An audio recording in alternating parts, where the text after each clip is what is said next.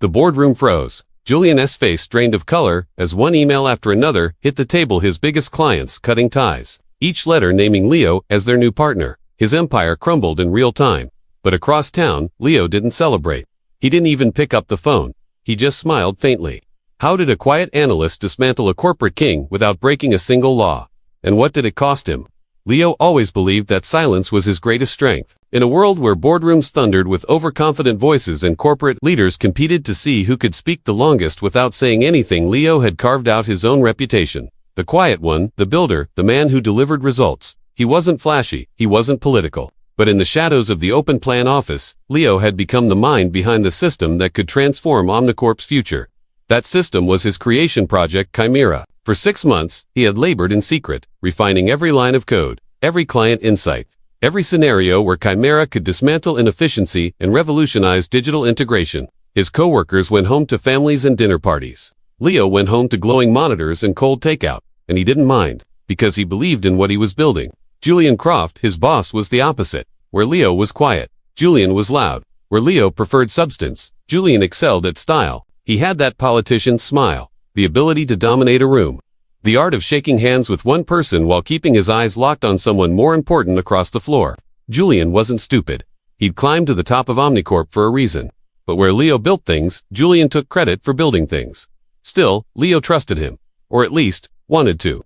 When he finally presented Chimera's 87-page plan, complete with a prototype, he did so with a nervous pride, sliding the deck across Julian's immaculate glass desk. Julian had leaned back, steepling his fingers, and given that practiced half-smile. It's ambitious, Leo, very ambitious.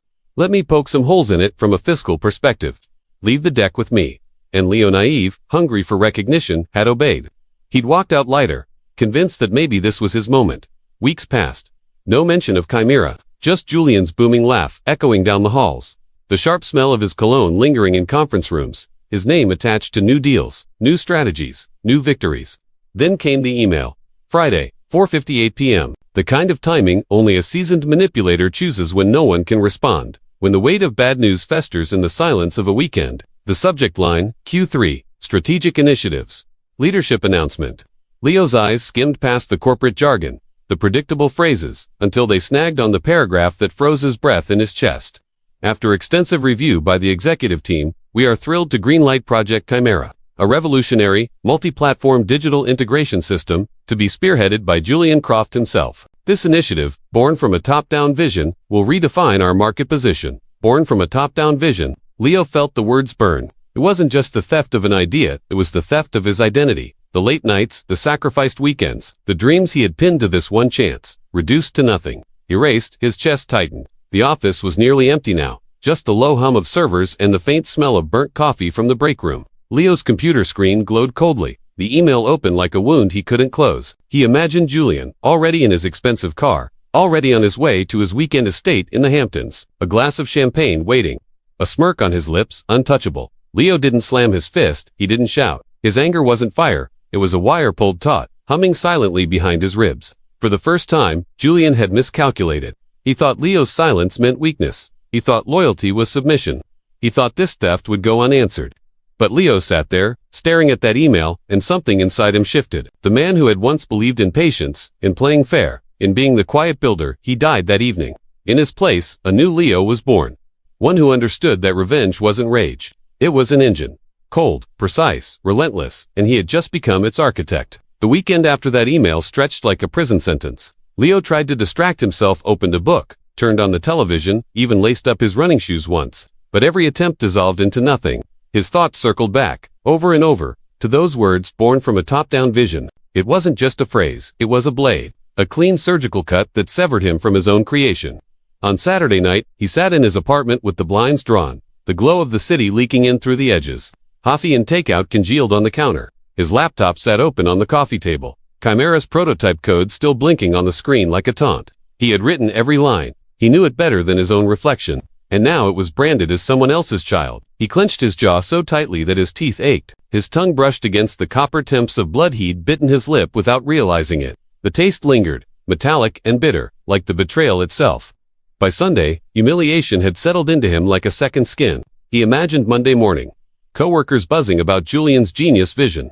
Executives toasting in the glass conference room. His name absent from every conversation, and the worst part, they would all know. His colleagues weren't blind. They'd seen him hunched over his desk for months, watched him carrying stacks of notes, staying after everyone else left. They'd seen it, but none of them would say anything. Not in a company like Omnicorp.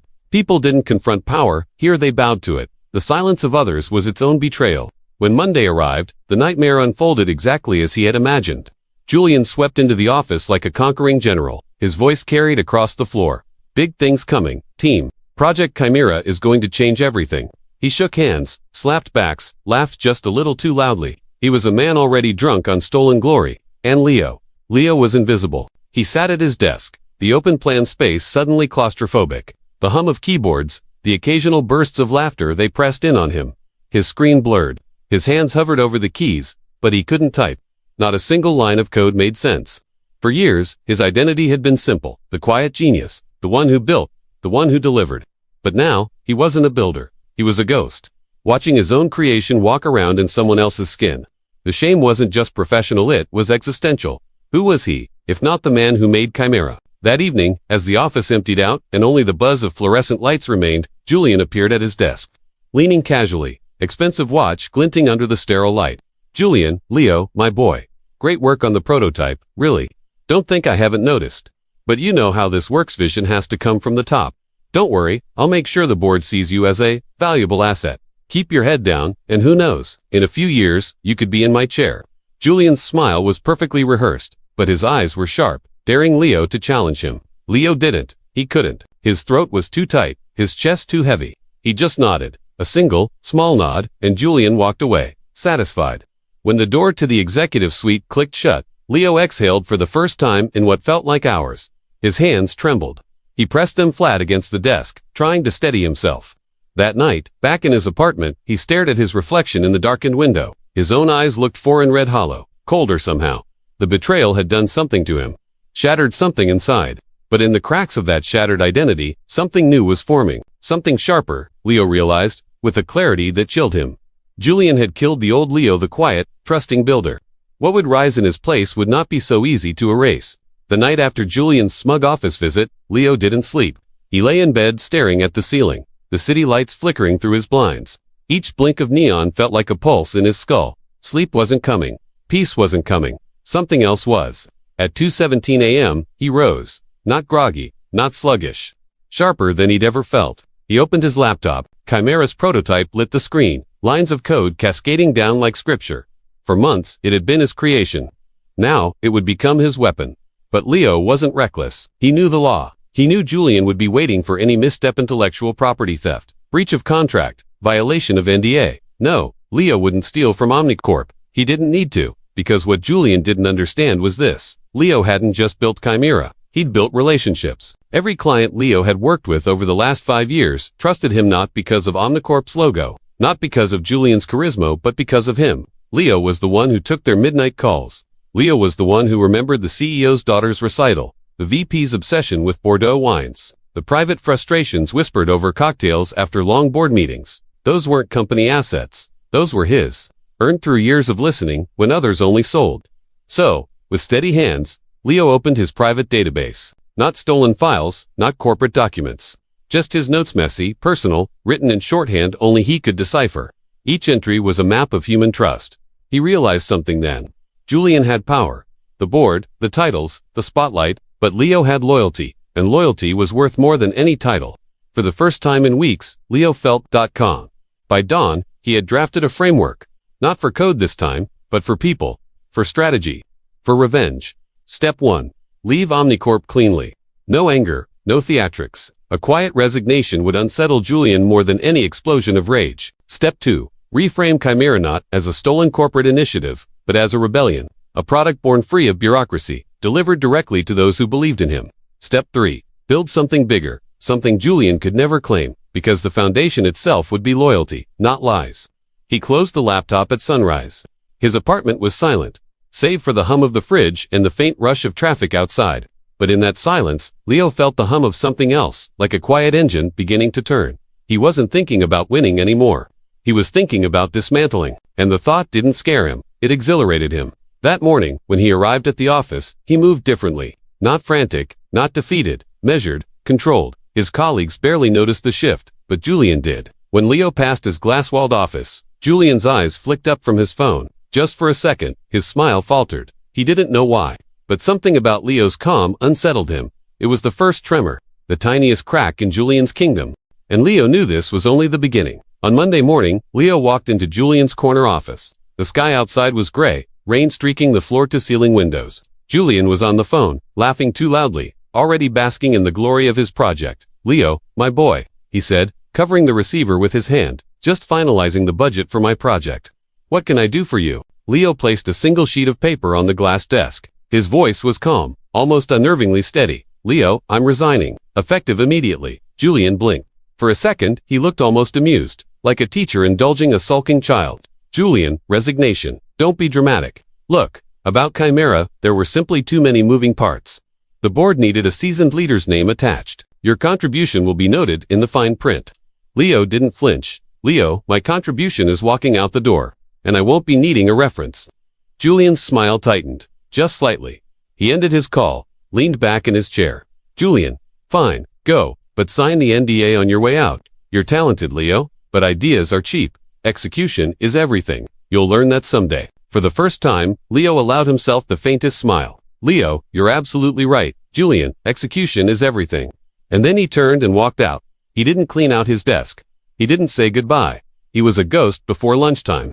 That afternoon, the real work began. Not with a fiery email blast, not with public accusations that would make him look desperate, petty. No, Leo understood the value of subtlety. He started with one phone call. Sarah Jennings, CEO of one of Omnicorp's biggest clients, the kind of woman whose presence could silence a room. When she answered, her voice carried both warmth and sharpness. "Sarah, Leo, don't tell me that Shark Julian finally drove you out." Leo didn't need to explain much. He simply laid it out, calmly. Chimera was his system. Julian had stolen it. But Leo wasn't interested in fighting for credit. He was building it anyway. A cleaner version, a leaner version, and he wanted her insight. Not her money, not her contract, her insight. The shift was deliberate. He made her a co-conspirator, not a customer. Her laugh was sharp, delighted. "Sarah, send me the details. This is going to be delicious." One by one, the calls continued. Mark, who hated Omnicorp's bloated fees. Chloe, who had begged for a system like Chimera for years. Each conversation carried the same rhythm. Calm, confident, inevitable. Leo wasn't pitching. He was informing, presenting it as a fait accompli. Julian had stolen the idea. Yes, but Leo was building the real version, and they were invited to be founding partners. Within 72 hours, the dominoes began to tilt. Verbal commitments, whispered agreements, loyal hands reaching for Leo, pulling away from Julian. Meanwhile, in Omnicorp's glass fortress, Julian strutted through the halls. Oblivious, he was already practicing speeches for the board, already imagining himself on magazine covers. But in quiet conference calls, in late-night emails, in whispered promises over dinner tables, his empire was being hollowed out. And the hollowing was silent, surgical, precise. Julian didn't even feel the ground giving way beneath him. Not yet. 2 weeks later, the Omnicorp boardroom was packed. A room of leather chairs, oak tables, and 12 men and women who could move markets with a single phone call. At the head of the table stood Julian. His suit was perfect, his hair gleaming under the fluorescent lights. He tapped a finger on the projector remote, his voice booming with confidence. "Julian, ladies and gentlemen, I give you Project Chimera, Omnicorp's future, and my greatest achievement." The lights dimmed, slides flickered across the screen. Graphs, projections, polished buzzwords.